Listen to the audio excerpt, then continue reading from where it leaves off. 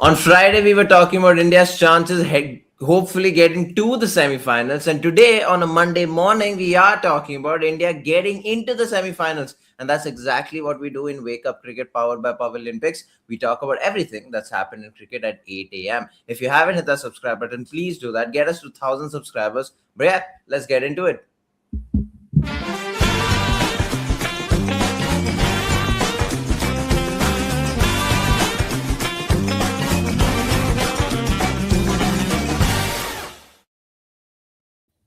Well, now we'd also be weighing India's chances of making it to the finals and subsequently defending the title. So let's get started. And then there were four. India will face England at the Wankhede Stadium, while Eden Gardens hosts the other semi final between South Africa and New Zealand.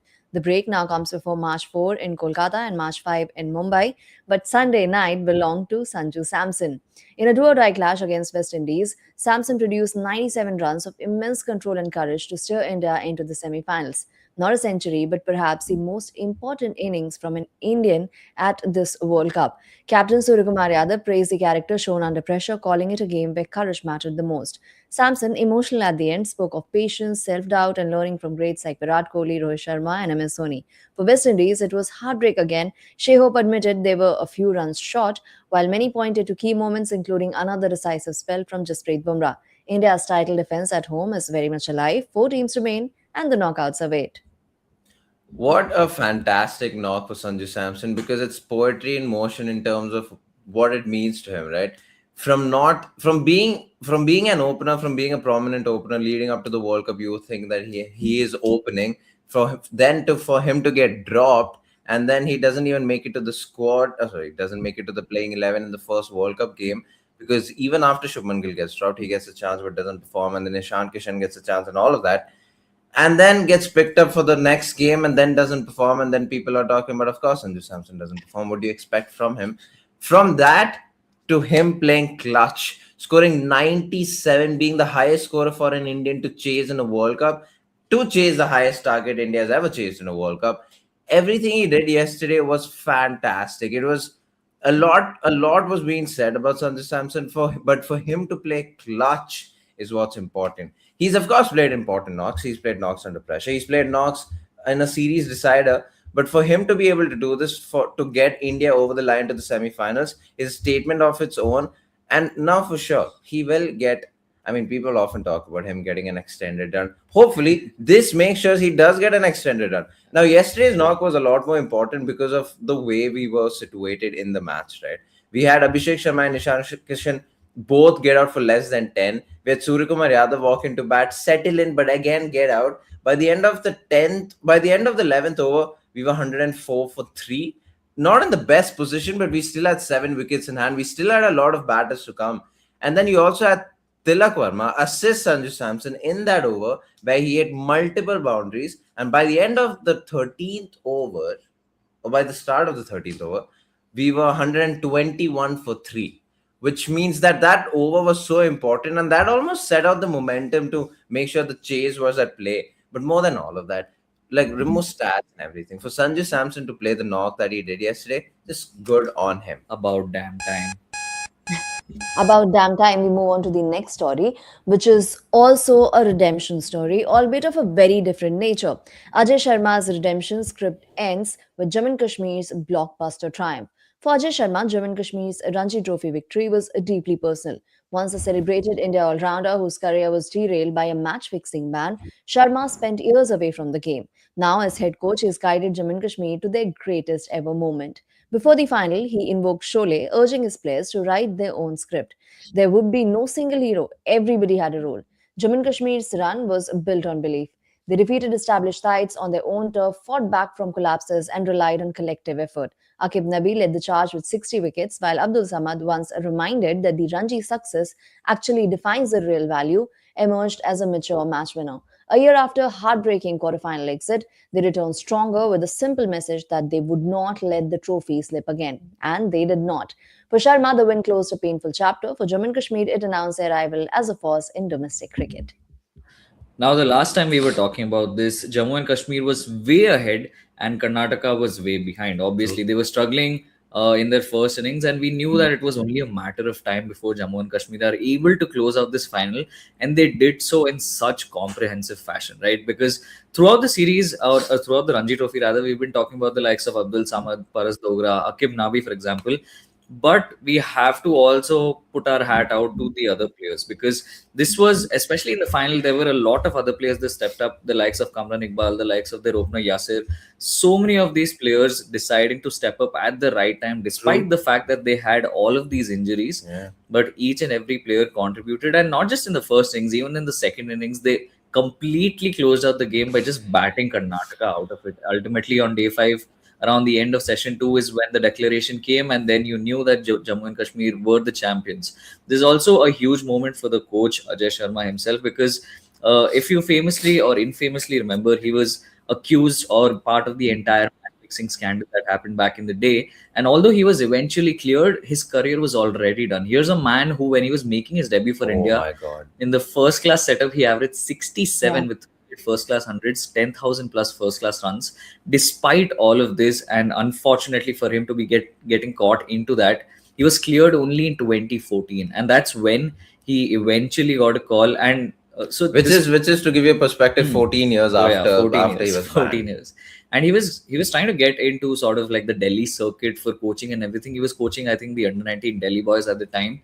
But he more or less realized that because of the kind of background he has, he might not get a chance to coach the Delhi senior team. And so when the Jammu and Kashmir chance came along, he was hesitant at first, but then he grabbed it with both hands. And funnily enough, in the first couple of seasons where he was the coach, they didn't like his coaching style. They thought he was too strict, and they thought that it's not going to work out. A lot of players had complaints, but see how things have turned around now.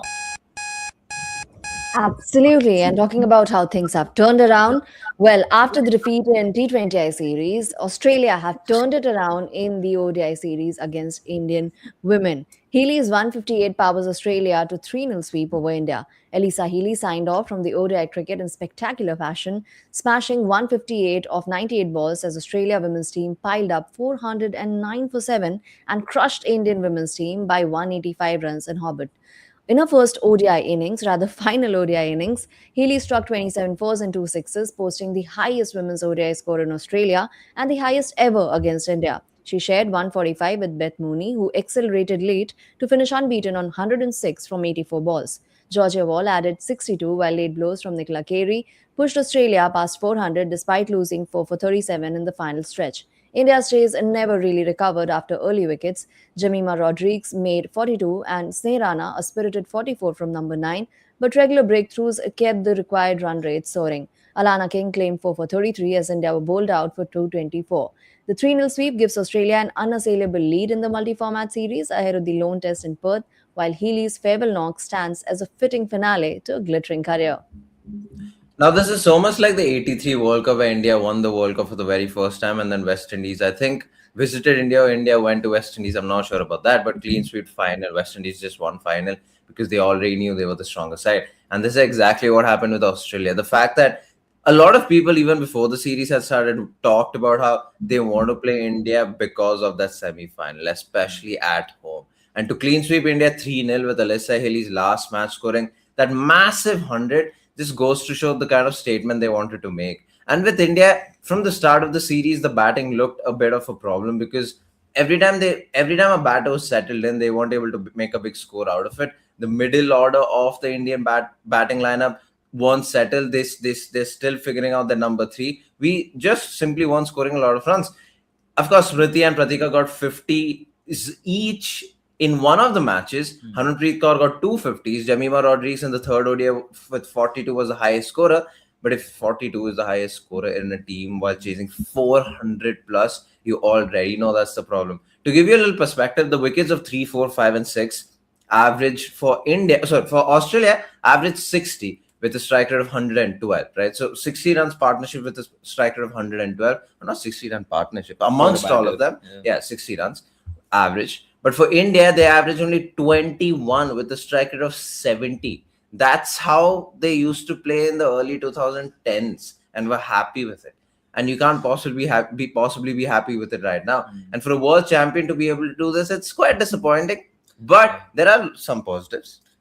Are there positives? I mean, yeah, there are a lot of Kashvi positives. Gautam. Kashvi Gautam did Yeah. well. She not only a lower order batting, but also in terms of the fact that she's bowler first, means that India has a good all rounder coming through the ranks.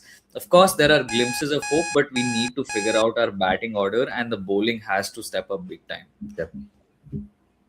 All right, then. So, moving on to the other game in the T20 World Cup, South Africa stay unbeaten as Raza's all round show goes in vain. South Africa marched unbeaten into the T20 World Cup semi finals with a 5 wicket win over Zimbabwe in Delhi, chasing 154 with controlled aggression.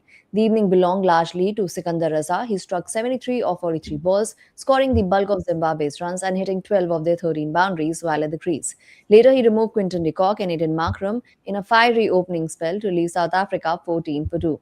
Zimbabwe's total of 153 for 7 was given late impetus by Raza, but 19-year-old Quena Mafaka turned the tide. His 2 for 21 included the key wickets of Raza with a clever change of angle and pace. South Africa's chase wobbled at 101 for 5 despite a brisk 42 from Deval Brevis and a steady hand from David Miller, yet calm heads prevailed as they crossed the line with 5 wickets in hand. They now travel to Kolkata to face New Zealand in the semi-finals and are still unbeaten and growing in belief. Now, South Africa goes through the entire tournament up until now being unbeaten. They are the side to watch out for in the semi final, no matter what you say about it. They've basically smashed more or less every team that they've come up against. It's been comprehensive victories through and through. Yesterday, for a moment, I thought, like, especially when they lost those two early wickets, that hey, maybe we are in for something here. But firstly, let's talk about Zimbabwe's batting. It was a carry job by Sikandar Raza, who scored 70 odd. And for the first time, Brian Bennett did not really Yeah. get any runs, which meant that Zimbabwe was always going to be starting on the back for the moment they lost Bennett early. But from there, I think Raza, the kind of innings that he played was extremely mature. Now, you can have a conversation about if he could have gone a little faster and all of that. But with wickets continuously falling around, there was only so much that he was going to be able to do. Eventually, Zimbabwe getting to about 150 odd. And then South Africa, when they started out, also lost two quick wickets. But from there, literally every single batter who came out to bat had the intent to just play the kind of innings that they have been playing through the series, which is they don't want to kind of stop and rebuild. They just want to keep going. That's the template that India has followed and done so well. And South Africa has been able to replicate it off late. So the likes of Ryan Rickelton playing a quicker knock, even the likes of Duval Brevis coming in and ensuring that the tempo doesn't slow down, eventually meant that the target was easy to chase down for them. But importantly, even their lower order, someone like a George Linde, who's more of a bowler and not a batter, even for him to get those runs in a quick time and remain not out means that South Africa are just so confident going into the semi final. Literally everybody's got runs. And now Rabada has also been doing well. Quena Yeah. Mapaka getting wickets in this game. It just shows the kind of strength they have, not only in their 11, but also just on the bench. And I think whoever they're going to play in the semi final needs to watch out. They're playing in New Zealand. So, Yeah.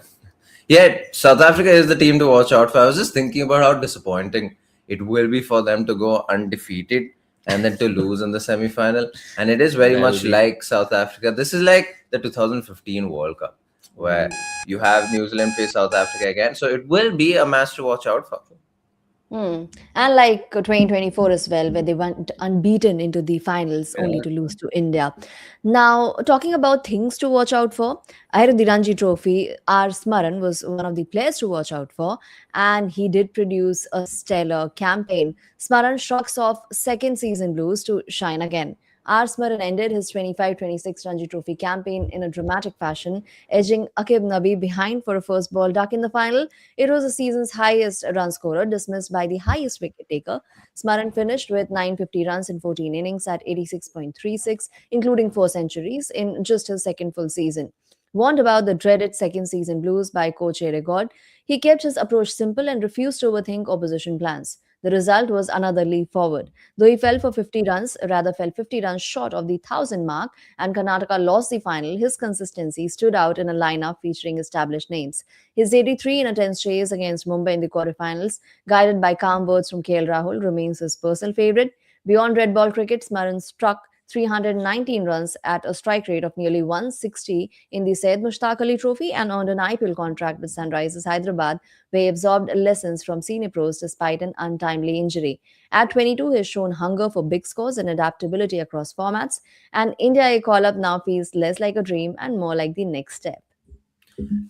Scoring 400s in a Ranji Trophy season, but having your favorite innings being that 83 just shows the kind of player that he is. Just shows that more than accolades and centuries and all of that and strike rates and averages, what he cares about is winning matches. And that's what happened with KL Rahul in the semifinals. And it's very interesting. He says that Smaran, I mean, if you guys don't know, there is a thing in the Ranji Trophy called as the second season blues, where you might have a fantastic first season. He had a century. He didn't have a fantastic season. He had a first in his debut season. If you're scoring 100, good on you. But he was warned a lot by his coach, where in the second season, where he was talked about, you have to make sure you're getting the basics right. Just because you've made your Ranji debut, you cannot get complacent, and you have to make sure you're focusing a lot more than you did than before.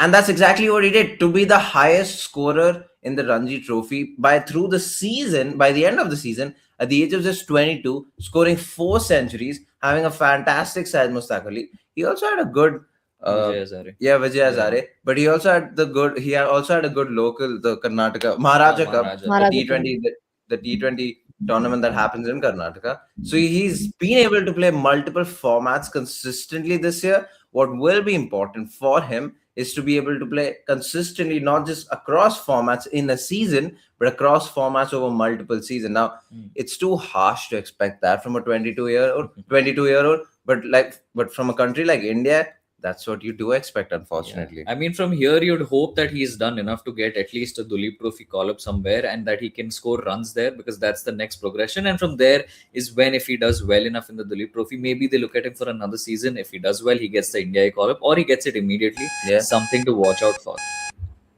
Well, Vignesh, ahead of the show, before we went live, it was really unfair of you to target the two boys for their hyping up of Karnataka in the Ranji Trophy. We'd get back to that for sure. And we'd also get to the meme that is doing rounds after India's performance in the Yeah, it's a bit of previous a clash. Yes. yeah, it's a little rude, but I just found it a little funny. So the caption says Jim Torres tour guide, and what does he even do? I mean, he started the whole medal culture. Fielding medal. Yeah. Yeah, but we've been dropping a lot of catches, dude. To be fair, this has been a very interesting tournament in that regard, because literally every team has dropped the most Yeah. crucial of catches. Hetmeyer being dropped the other night, and even tonight, like Abhishek Sharma dropping that catch last night. Yeah, like it's a very strange one, right? Because something you need to understand is that the cricket is being played across different geographies, and what a lot of people might not register is that even within India, in like the different stadiums you have, it's very different in terms of how you catch the ball. Of course, firstly, the fact that you had day games, day night games. India has only had night games, so that's something to think about. But for example, in a ground like the Ahmedabad ground, it is a ring of light. It is not the stands that are lights. And then in the case of Wankhede, it's the traditional pillars that are the lights, and so it's quite the variability. But at an international level, you would hope that these people can catch at least the most straightforward ones. In fact, even the catch that Surya Kumar Yadav took last night was a good catch, but it was nothing crazy. You're expected to catch that at the highest level. So, I mean, the fact that was just people were amazed about that catch just shows how the standards have fallen, if anything. And how the 2013 Indian team that won the Champions Trophy would highly be disappointed if that's the level of that's the level of fielding you're getting praised for. And the problem is also that catches win matches, right? That's the old adage, and that's the matter of the fact. Like, if for them to have been lucky yesterday because of the fact that even after those drop catches, they were eventually able to get those wickets. It worked out for India. But if someone like Hetmeyer had taken off, or whoever was dropped had taken off, it would have been a completely different story, because West Indies still got 195. Yeah. I actually have a personal anecdote about catches win matches. We were chasing around 300 odd, and I was dropped for when I was in 20s, I think. And the wicketkeeper was so disappointed. And in my head, I'm like, I don't think anyone's been so disappointed by a drop about my wicket. And then I went on to score my highest score. I scored 145 not out. And we won that game chasing. So catches do in matches. Incidentally, when I scored 155, I was also dropped on 47, and I was also dropped on 82. Well, I just kept rubbing salt in the opposition's wound. Well, there you go. That's what happens when you don't take your catches. And you know what's interesting? There is no international game being played today. So as a cricket fan, if you're looking forward to some cricket, there's absolutely none. Not even in women's cricket. And so many teams in women's cricket are playing, by the way. There's multiple series is going on, yet there are no games today. So if you're a cricket fan and if you want to watch international cricket, Monday's just gonna sound sad. Go to sleep. That's what you should do. So And that Megha, means you on wake up cricket, right? there Go you to go. sleep. There you go. That was very well said. So Megha, unless you have an interesting insight for us today about a possible game, do you? Well, can we build up to India Australia women's test, or should we Oh, talk about Yes. the semi-finals lineup? we could talk about the test match. It's a Interesting. Now, one-off test. It's something to hmm. watch out for because the last time around Australia were in India and Yeah. they got thrashed basically by the Yeah. Indians. So India will be looking to replicate that. I'm also interested to see how some Indian players do go in the test setup. Yeah, Pratika Rawal's been picked. yeah. It'll be interesting to see if she gets a call up. We've known her to play some big innings already in ODIs.